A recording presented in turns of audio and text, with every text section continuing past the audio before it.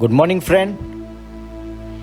दोस्तों, विषय है सेमिनार की बात क्या करें। ज़्यादातर मैंने देखा है कि जब लोग सेमिनार की तैयारी करते हैं तो वो 5 दिन पहले 10 दिन पहले वो तैयारी करने में लग जाते हैं और पूरा फोकस सिर्फ सेमिनार पे होता है। दोस्तों, हमें सारे काम साथ में करने रहेंगे। हमें ग्रोथ, हमें क्लोजिंग, हमें सब कुछ साथ में चलेगा। ये अलग नहीं हो सकता। इस कदर करना है कि सेमिनार की तैयारी भी हो रही है, क्लोजिंग की भी तैयारी हो रही है, दोनों पैरेलल चल रहा है। दोस्तों, ज़्यादातर सबसे बड़ा सवाल होता है कि जब सेमिनार ख़त्म हो जाता है तो लोगों को लगता है कि मैंने बहुत मेहनत करी है ज़बरदस्त तरीके से, अब मुझे 5 दिन आराम करना चाहिए। लेकिन ऐसा नहीं है। सच्चाई यह है कि सेमिनार के बाद लोहा गर्म है, अभी हथौड़ा मारने का टाइम है। दोस्तों, जब आप किसी व्यक्ति को एक सेमिनार तक लेके आते हो तो जो चीज़ आप उसको समझा नहीं सके वो सेमिनार में आके वो समझ चुका है। अब वो आपके हिस्से का, आपकी सिस्टम में वो ढलने के लिए तैयार है।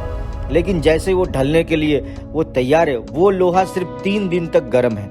आपको तुरंत उसको जिस शेप में ढालना है ढाल दीजिए।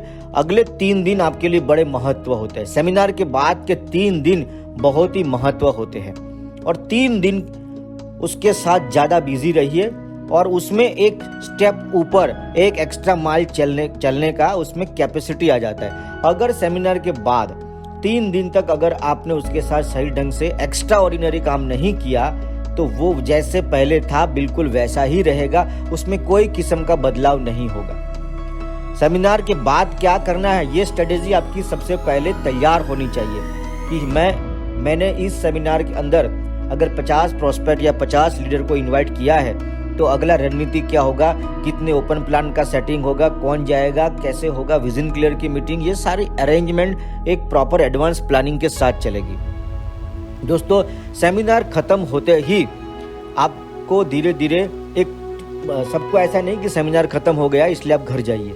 आप बाहर चाय का अरेंजमेंट भी कर सकते हैं।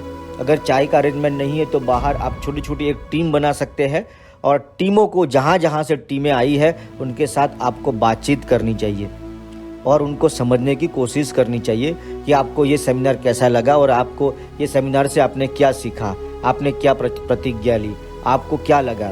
वो अपनी फीलिंग आपके साथ शेयर करेंगे। जब वो अपनी फीलिंग आपके साथ शेयर करेंगे तो आपको कुछ ऐसी बातें समझ में आएगी। 10 लोगों में से कोई 2 आदमी होगा जो कमिटमेंट ले चुका होगा।